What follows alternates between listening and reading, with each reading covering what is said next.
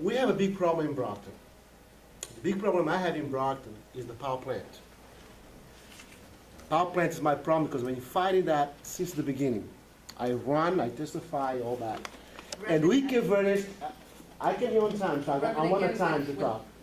The Caverian has not been involved in this process because the language understand the consequence later on is going to have their children. So I'm scared to hear there are 4 candidates for mayoral. What are we going to do for the next step with the power plant? Because not Caverians, not Haitians, not Hispanics going to get that job. I'm not going to get that job because the unions from out of state, out of town that are coming to make propaganda on that. Especially Mr. Carpenter, you have to be honest with the Caverian community when you go to talk to them because, well, I'll be honest. I haven't had one Cape Verdean family yet ask me about the electric plant. I was the first and only elected official or political figure to oppose that power plant for months and months and months before others joined on that team.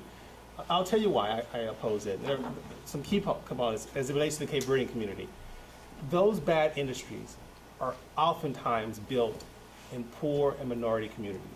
Because, as we talked about today, those communities typically don't have a lot of voice and they railroad those projects in.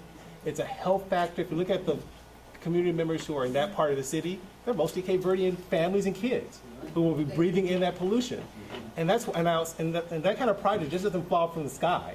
There are very powerful people in this city who are going to make millions of dollars if that project is built. They're not interested in your health or my health. They're interested in making tons of money. Some of the things that I've done as a city councilman, I'm opposed to the power plant, 100% opposed to that power plant. I picked up the phone, I called Governor Patrick, he took my call, explained it.